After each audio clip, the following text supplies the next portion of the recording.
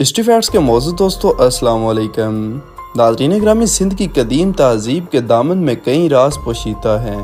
تاریخ کے سینے میں محفوظ ان رازوں سے پردہ اٹھتا ہے تو دیکھنے والے حیران رہ جاتے ہیں۔ یہاں پر کہیں ماضی کی پرشکوہ عمارات کے کھنڈرات اس وقت کے حکمرانوں کے جاؤ جلال کی یاد تازہ کرتے ہیں تو کہیں ان کے آباد کردہ قدیم ترین شہر، قلعے اور دیگر مقامات اس دور میں رہنے والے لوگوں کی تہذیب اور شناخت کی عکاسی کرتے ہیں۔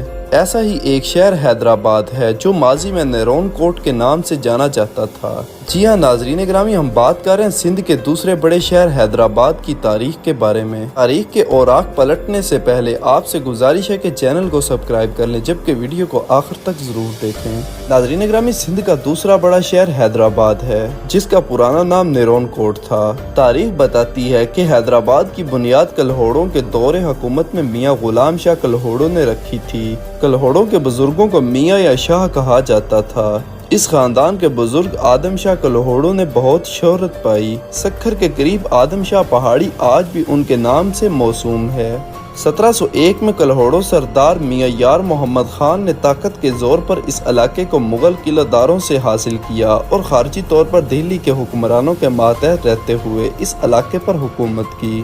پھر نور محمد کلہوڑوں، میاں مراد شاہ، میاں عطر خان اور میاں میاں غلام شاہ کلہوڑوں نے تخت و تاج سنبھالا، جن کے دور میں حیدرآباد کی بنیاد رکھی گئی۔ تاریخ بتاتی ہے کہ میاں غلام شاہ کلہوڑوں ایسے حکمران تھے جنہوں نے اس شہر کے دونوں روپ یعنی نیرون کوٹ اور حیدرآباد دیکھے اور ان پر حکمرانی کی۔ 18ویں صدی عیسوی کی ابتدا میں جب مغلیہ سلطنت زوال پذیر ہونے لگی تو سندھ میں کلہوڑوں نے اپنی حکومت قائم کر لی۔ کلہوڑو حکمرانوں کو ایک محفوظ اور خوشگوار آب و ہوا والی جگہ کی تلاش تھی تاکہ اپنا پایا تخت بنا سکیں۔ اس سے پہلے وہ سیلاب کی تباہ کاریوں کے ہاتھوں پریشان تھے۔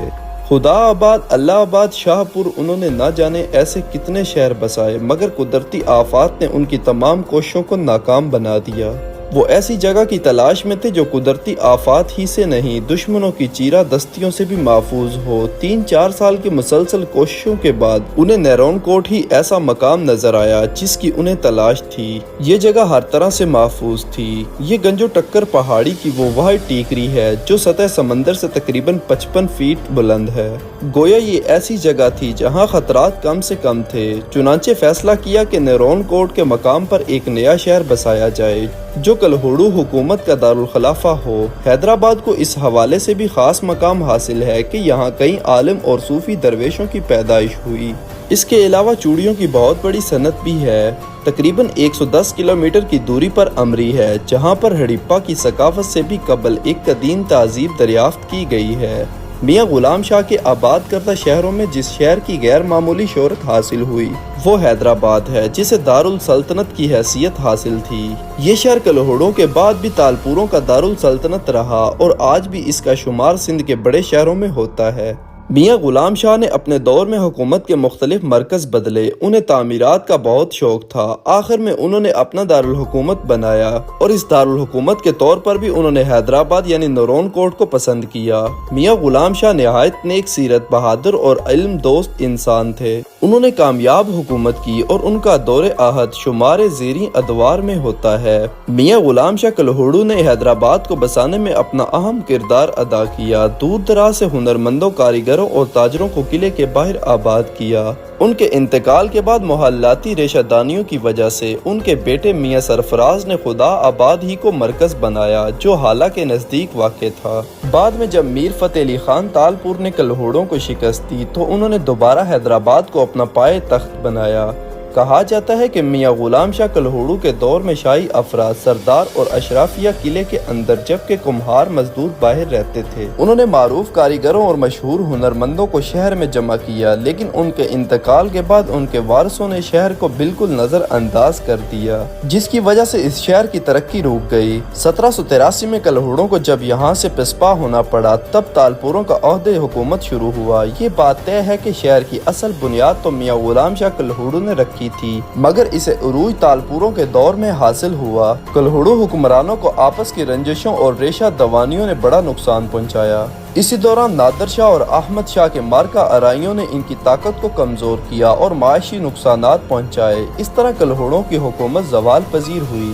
فاتح سندھ میر فتح علی خان نے خدا آباد کو خدا حافظ کہتے ہوئے حیدرآباد کو دارالسلطنت قرار دیا۔ تاریخ سے پتہ چلتا ہے کہ میر فتح علی خان نے اپنے بھائیوں کو جمع کر کے کہا کہ خدا آباد میں ہمارے بزرگوں کا خون بہا ہے، اس لیے ایسی جگہ رہنے کو میرا دل نہیں چاہتا۔ حیدرآباد کا قلعہ نہ صرف خوبصورت ہے بلکہ مضبوط اور محفوظ بھی ہے، ساتھ ہی اس علاقے کی آب و ہوا بہت اچھی ہے، اس لیے تخت گاہ کے لیے یہ جگہ نہایت موزوں ہے۔ سب نے میر فتح علی خان تالپور کے فیصلے کو سراہا اور فیصلہ کر لیا کہ اب نیا دارالسلطنت حیدرآباد ہی ہوگا۔ ان کے دور میں حیدرآباد تیزی سے بسنا شروع ہوا، خاص طور پر خدا آباد کے ہنرمندوں نے اس علاقے کو چھوڑ کر حیدرآباد کی راہ اختیار کی۔ یہاں کے ہندو بھی میروں کے ساتھ حیدرآباد منتقل ہو گئے۔ ان لوگوں نے مشہور شاہی بازار کے دونوں طرف رہائش اختیار کی۔ ان کی آبادی شاہی بازار کے مغرب میں تھی۔ مسلمانوں کے محلے اور آبادی زیادہ تر مشرق کی طرف تھی، جو طاہر بازار سے لے کر سرے گھاٹ تک پھیلے ہوئے تھے۔ میر صاحب کے خاص مصاحبین نے قلعے کے آس پاس اپنے گھوٹ بسا لیے تھے، جنہیں ڈنڈو کہا جاتا تھا۔ خدا آباد ہی کے ایک ہندو دیوان گدو مل نے دریائی راستے سے حیدرآباد کا سفر کیا۔ اتر کر اس نے جس جگہ خشکی پر قدم رکھا وہ گدو بندر کے نام سے جانی جاتی تھی، اب اس کا نام حسن آباد رکھ دیا گیا ہے۔ میروں ہی کے زمانے میں مرزا خسرو بیگ گرجستان سے یہاں آ کر آباد ہوئے۔ میر صاحب نے ان کی لیاقت، ذہانت اور شرافت کو مد نظر رکھتے ہوئے اپنا مشیر خاص بنا لیا تھا۔ مرزا شاعری بھی کرتے تھے، ان کا تخلص غلام تھا۔ انہوں نے حیدرآباد میں وفات پائی اور یہیں دفن ہوئے۔ میروں کے دور میں حیدرآباد میں بڑھئی کو خدا آباد سے لا کر بسایا گیا۔ جس جگہ وہ لوگ رہتے تھے اس کا نام واڈو کاپڑ رکھا گیا۔ اسی طرح مکان بنانے والے مزدوروں کو، جنہیں سندھی زبان میں رازے کہا جاتا ہے، یہاں لا کر رازوں کے پڑ میں بسایا گیا۔ فوجی ضرورت کے لیے تیورا قوم کے لوگوں کو آباد کیا گیا۔ یہ تلواروں کو چمکانے اور ان میں دھار تیز کرنے کا کام کیا کرتے تھے۔ اسی طرح رتنائیوں کے پڑ میں رتنائیوں کو بسایا گیا۔ یہ لوگ خیمے اور تمبو بناتے تھے۔